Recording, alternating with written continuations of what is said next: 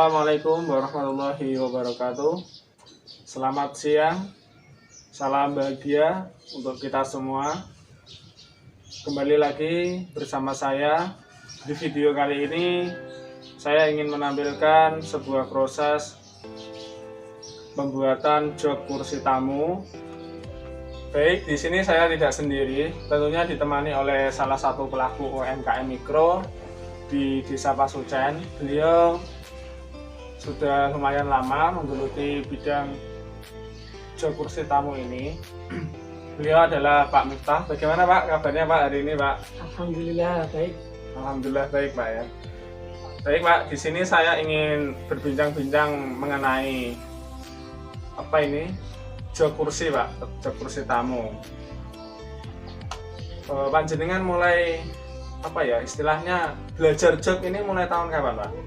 Oh ya sudah lama, sekitar ada 15 tahun, 2014 kayaknya itu.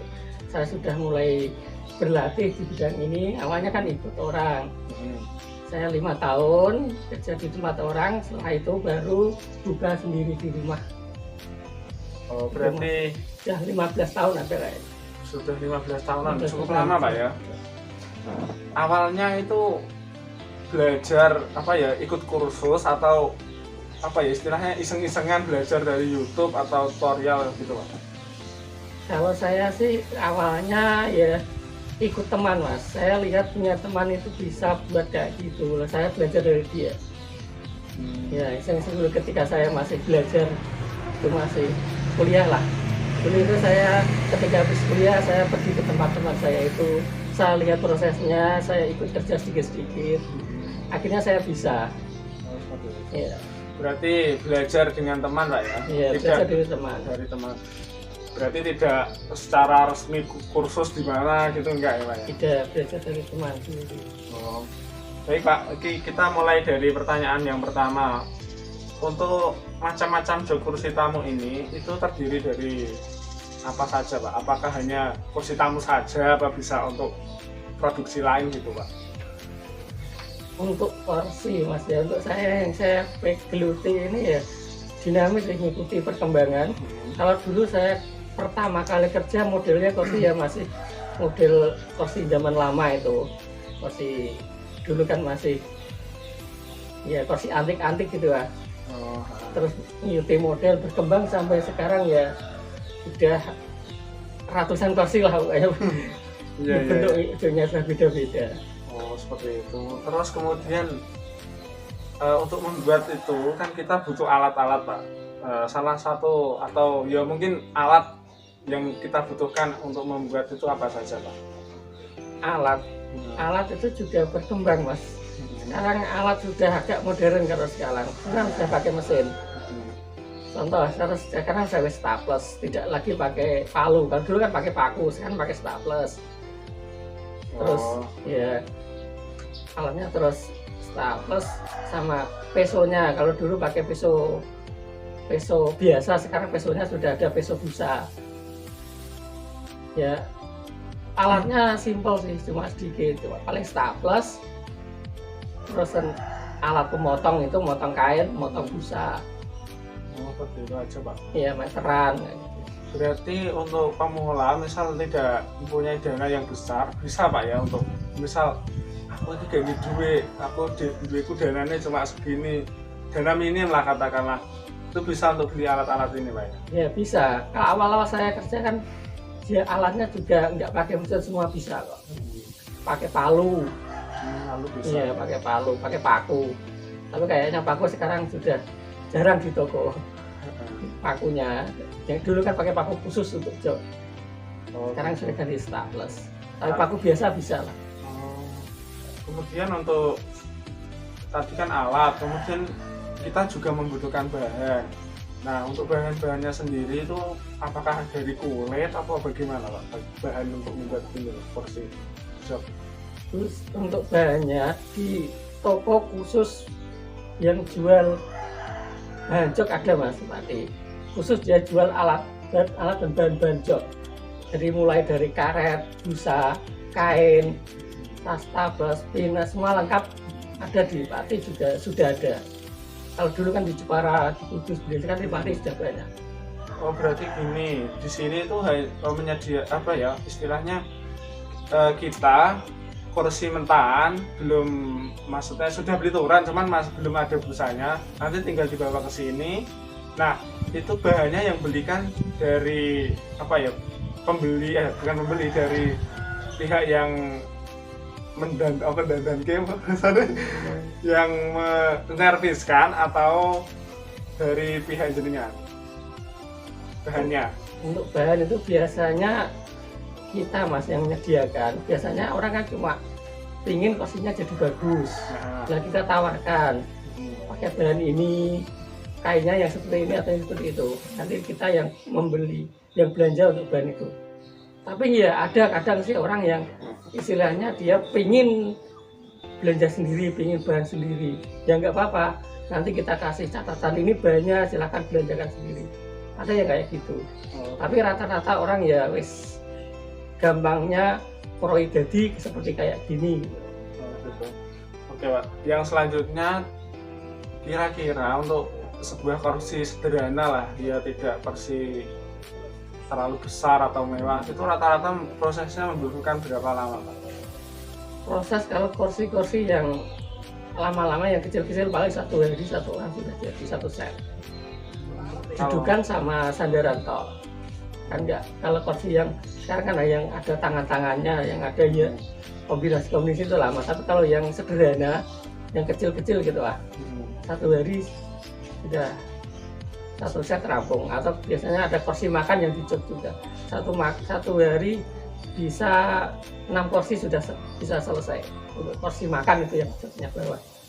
Baik, kita lanjutkan perbincangan bersama Pak Miftah. Tadi sudah kita bahas waktu untuk proses pengejokan. Sekarang bagaimana Pak untuk biaya estimasi pembuatan 1 set kursi Pak? Untuk 1 set itu ya tergantung kondisi kursinya ya, tergantung ukuran, jenis, dan model yang dipakai. Untuk yang paling sederhana, untuk biaya yang paling murah itu paling 700.000 jadi itu yang kecil. Kursi 1 set, kursi kecil itu 700.000 sudah selesai dan semua komplit bisa jadi. Itu biasanya kalau jognya toh. Jog toh Pak ya? Iya. Itu bahannya dari jenengan berarti ya? Iya dari saya. Pokoknya kursi biasanya dibawa ke sini. Saya tunjukkan modelnya, model kayak gini yang paling sederhana itu paling murah lah, 700.000 sudah jadi. Kursi kecil. Kemudian untuk yang kursi yang besar itu Pak, yang gede itu kira-kira habis berapa itu Pak? Kursi yang besar itu untuk mengejokannya itu 1 set 3 jutaan. 1 set 3 juta? 3 jutaan. Oh, 2 sampai 3 juta? Iya. Itu hanya mengejokan saja? Iya, ngejok itu. Berarti kalau gitu tergantung ukuran ya, dan Iya. model. Ukuran, model, dan bahan yang digunakan. Ukuran, bahan, dan model yang digunakan. Oke Pak, terus kemudian prosesnya bagaimana Pak? Tadi kan kita sudah estimasi biaya, kemudian lama waktunya, dan bahan-bahannya. Kemudian prosesnya ini bagaimana? Prosesnya untuk semua kursi itu hampir sama sih model.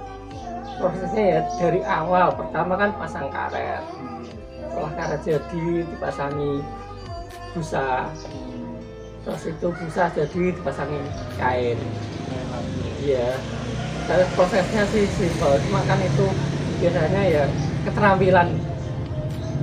Ini kan kayak pertama pasang karet, semua kan gampang pasang karet, tinggal pasang. Cuma yang kecil kan biasanya gimana supaya karetnya ini pasangannya rapi, terus jarak satu dengan yang lainnya seimbang kayak gitu. Bisa juga kayak gitu, motongnya busa itu gimana sesuai, bisa menyesuaikan pola. Keterampilan cara Ya, lebih keterampilan.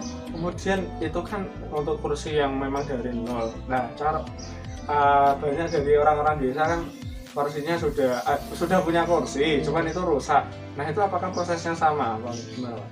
Ya, biasanya sih kita dibawa ke sini, kita lihat dulu seberapa parahnya. yang rusak-rusak biasanya kan kalau kursi lama bukan hanya joknya, biasanya kan kursinya rakanya juga ada yang oleng ya gitu. Wah, ya itu kita servis dulu biasanya. Kalau sudah baru ke proses pengecukan. Baiknya pun sama, biasanya ya kalau karet yang masih bisa dipakai ya dipakai lagi, kita tambah lagi. Busa kalau misalnya busanya masih bagus ya dipakai lagi, dia tambah lagi busa. Kalau kain sih masih ganti biasanya. Kalau tanggung jawab. Baik, tadi sudah berbincang-bincang banyak dengan Pak Miftah tentang bagaimana proses pembuatan, termasuk bahan-bahan yang digunakan, juga dijelaskan estimasi biayanya. Kemudian yang terakhir Pak, yaitu permasalahan dalam mengejukan kursi sendiri. Bagaimana Pak permasalahan yang ada itu? Ya, kita lihat ke jenis model kursi Mas. Dari dulu sampai sekarang itu kan model kursi selalu dinamis, berubah-ubah terus. Nah, sebagai kita pelaku produk pengejukan ini ya kita ikuti perubahan yang ada. Bentuk kursi mulai dari dulu sederhana, agak rumit ya. Itulah kita harus berinovasi lah, mengikuti perubahan itu. Terus kita juga yang namanya orang biasanya kan ada yang minta bahan bagus dan saya bayar sederhana. Itu kan tentu nanti ngefeknya ke pengerjaan. Kalau barang yang bagus, kualitas bagus, dengan barang yang bahan yang kualitasnya itu kurang bagus, tentu kan karakternya berbeda. Jadi ketika kita menangani pun juga berbeda. Jadi Ya, itu punya karakter sendiri-sendiri lah bahan itu. tidak bisa disamaratakan Pak ya berarti? Nggak bisa. Contoh busa kan ada busa yang agak keras, ada busa yang lembek. Kain juga gitu, ada kain yang tipis, ada yang kain yang tebal kagel kayak kulit. Jadi ya kita pun ketika mengaplikasikan, ketika memasang itu ya harus tahu karakter bahan yang kita gunakan itu. Enggak salah-salah pokoknya sanggup ditempel atau enggak lah ya? Ya bisa sih yang ditempel, tapi hasilnya nanti yang kurang maksimal. Oh gitu, jadi tidak sesuai estimasi itu. Ya, tidak sesuai yang diharapkan. Diharapkan. Contoh kita narik ban saja, karena kita narik karet lah. Karet kalau kita tarik terlalu kencang atau terlalu kendor itu kan beda. Ya. Kencang kan nanti juga elek lah ya. Kekendonan juga gak bagus ya. Baik, saya kira cukup itu saja Pak. Terima kasih atas waktunya. Kita akan kembali lagi nanti di tahap prakteknya. Terus ikuti, jangan sampai ketinggalan. Assalamualaikum warahmatullahi wabarakatuh.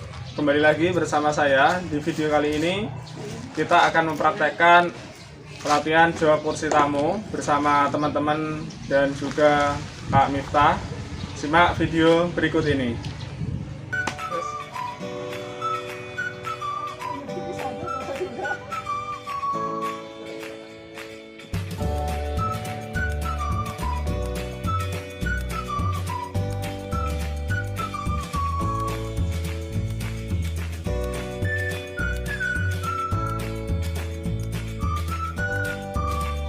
Oke, pertemuan kali ini saya akan coba membuat kursi tamu model Romawi. Ini kursi Romawi bentuknya masih gini, ini diambil dari Jepara, tapi pas setengah mateng lah. Kali ini kita proses pengecukan. Pertama kita buka dulu. Dibungkus ini kan soalnya sudah difritur. Biar friturnya tidak rusak, pengirimannya dibungkus pakai kardus. Kita buka dulu, baru kita kerjakan.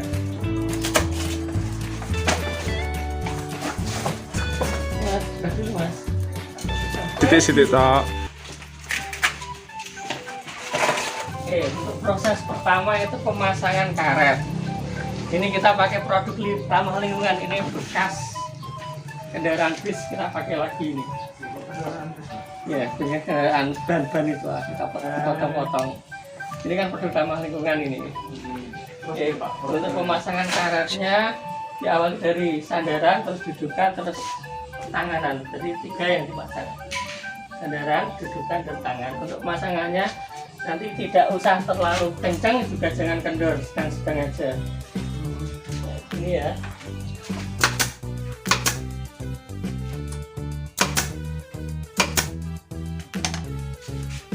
Oke, bisa dicoba Mas, ayo. Mau kasih coba. Ini ya. Ini saya paling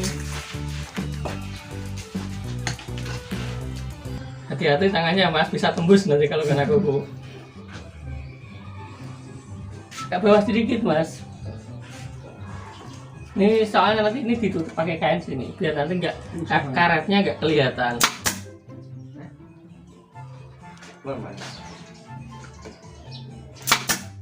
Oke. Ini kalau bisa nanti masanya yang rapi mas, 1 2 kayak gini. Sini sama sini. Kalau ini kan miring nanti ya. Bisa pun Pak. Kalau salah ini ada. Iya, bisa. Ini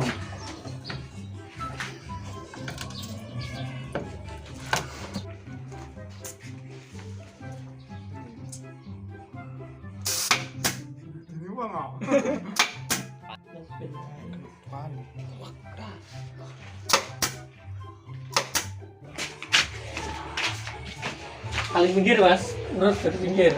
Dan hati-hati ya. Iya.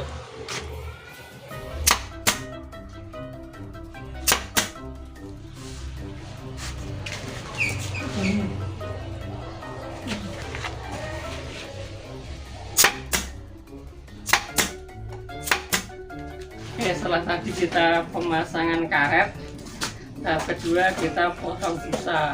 Untuk potongan busa ini kita sesuaikan dengan pola kursi yang kita buat tadi ya. Tadi kita ukur dulu kursinya. Iki terus maju ora apa-apa.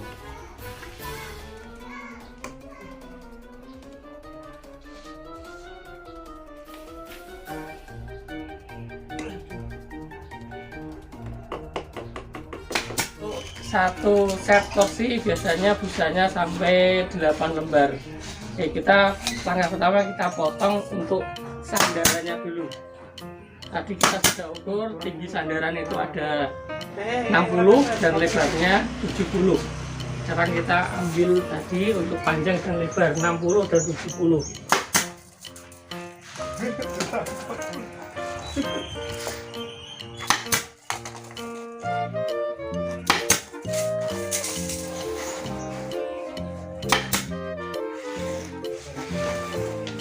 Panjang kan ayam.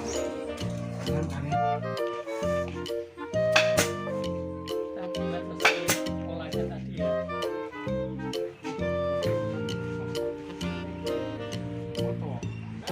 Nah, baru kita untuk dudukannya kita juga sama seperti tadi, kita ukur panjang dan lebarnya dulu. Kalau dudukan itu biasanya panjangnya 70, lebarnya 60, hampir sama. Terus itu baru kita buat pola di kursinya. Nanti hasilnya seperti inilah. Ini nanti dipasang untuk dudukan, pola dudukan. Dan sandarannya tadi sudah sandaran dudukan. Ini untuk sandaran, ini untuk dudukan. Sekarang tangan yang kanan kiri. Untuk yang tangan kanan kiri polanya seperti ini. Ya, jadi 3 ada dudukan, sandaran dan untuk tangan kiri.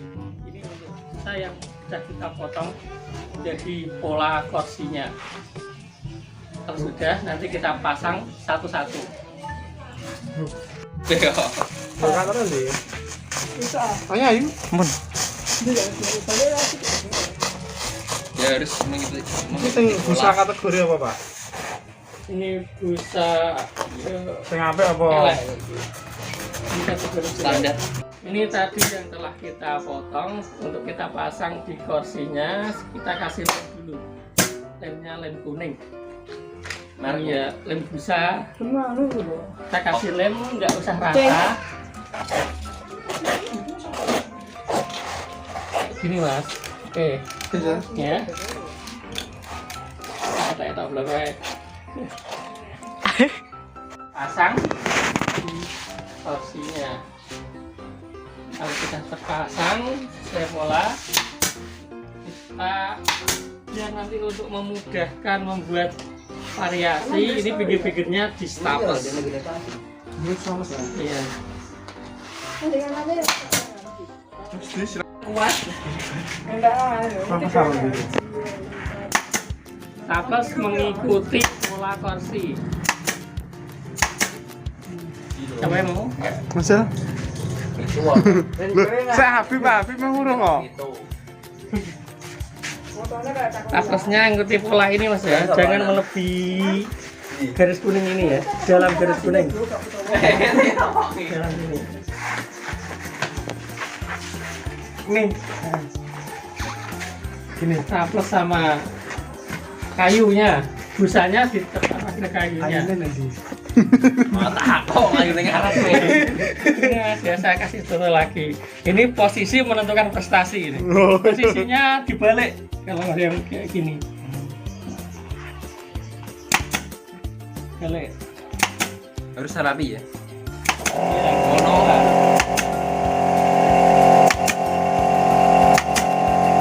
Sekarang coba ya sebelah sini.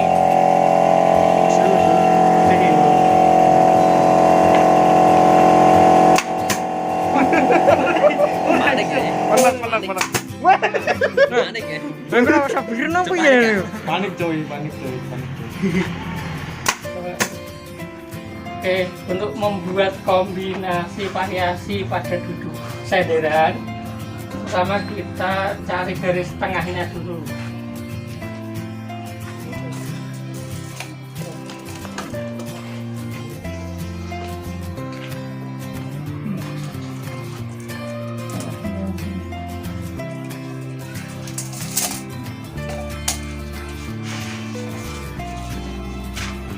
Garis ini.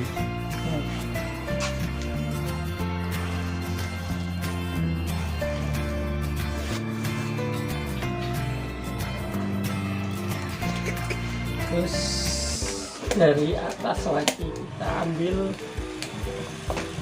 dua di atas.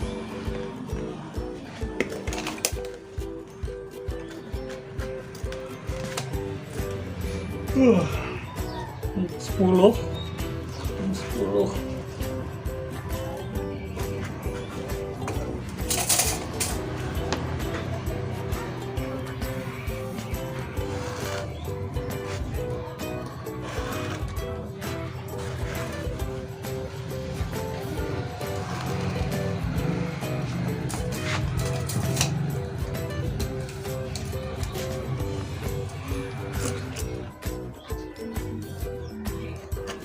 Sampai di ngono lho, apa jenenge kan? Menjerung ngene, model menjerung. Iya. Dekok kali.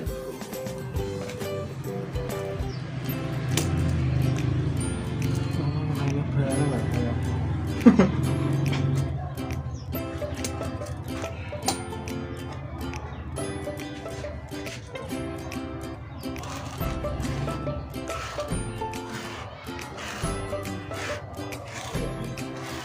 Di sini.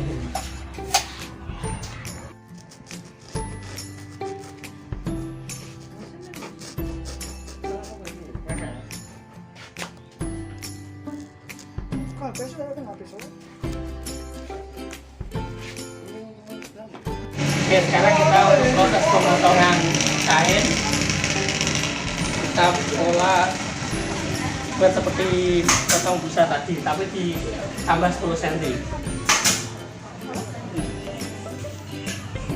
Seret, sebelah potongnya seret, besok.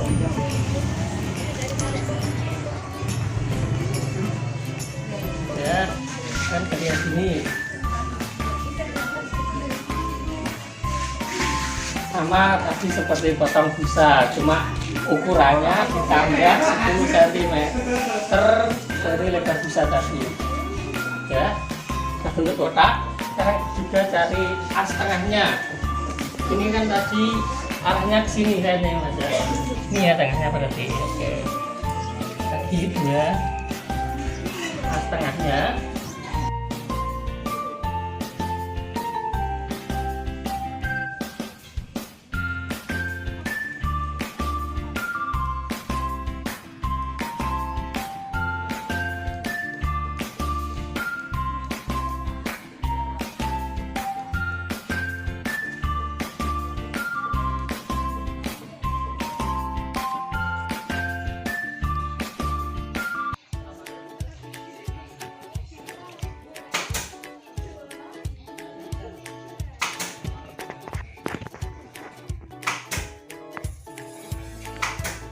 masih mau.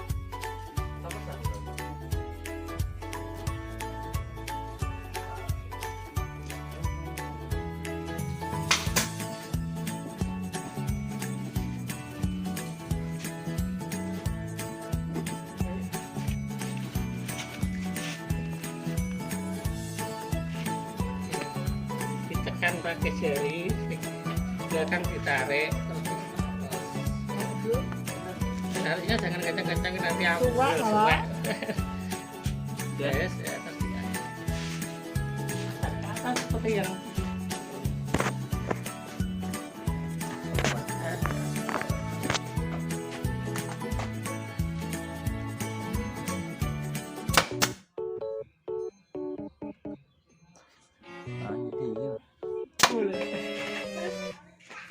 salah dibongkar baleni nah. Tekor. Jaraknya mas, jaraknya cecek dapat imbang. Jebut, jebut.